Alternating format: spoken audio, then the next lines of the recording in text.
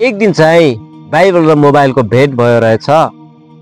अनि सुरुमै घमण्ड गरेर मोबाइलले भन्यो रहेछ, ए बाइबल, तिमी पुरानो भइसक्यौ, तिमी बुढो भइसक्यौ, मानिसहरूले तिमीलाई घृणा मात्र गर्दछन्। आजभोलि त तिमीलाई मानिसहरूले पढ्न पनि छोडे, हेर्न पनि छोडे, बोक्न पनि छोडे, तर मलाई हेर, मलाई मानिसहरूले कति धेरै हेर्दछन्। जहाँ जाँदै गर्दा होस्, जे गर्दै गर्दा होस्, जुनसुकै परिस्थितिमा पनि मलाई हेर्दछन्, मलाई बोक्दछन्, मलाई एकदमै मन पराउँछन्, प्रेम गर्दछन् भनेर चाहिँ मोबाइलले घमण्डका साथ भन्ने रहेछ। अनि बाइबलले त्यो कुरा सुनिसकेपछि ठिकै हो, सही हो भनेको मोबाइलले चाहिँ भने चाहिँ बाइबलले भन्ने रहेछ। त्यसपछि फेरि घमण्ड गरेर मोबाइलले फेरि भन्ने रहेछ,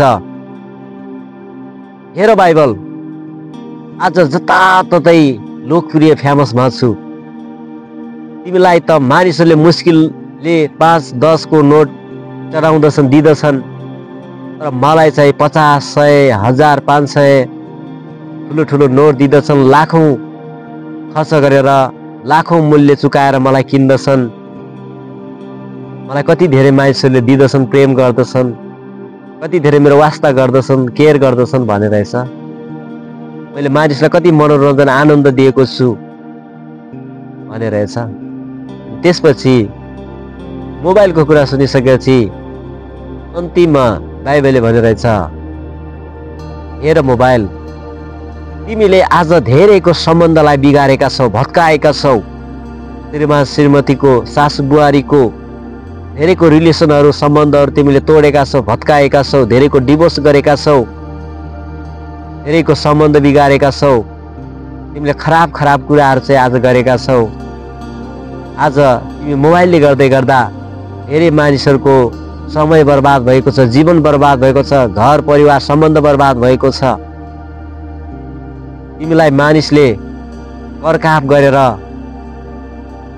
पैसा दिँदछन्, पैसा चढाउँदछन् भनेर चाहिँ बाइबलले भन्ने रहेछ।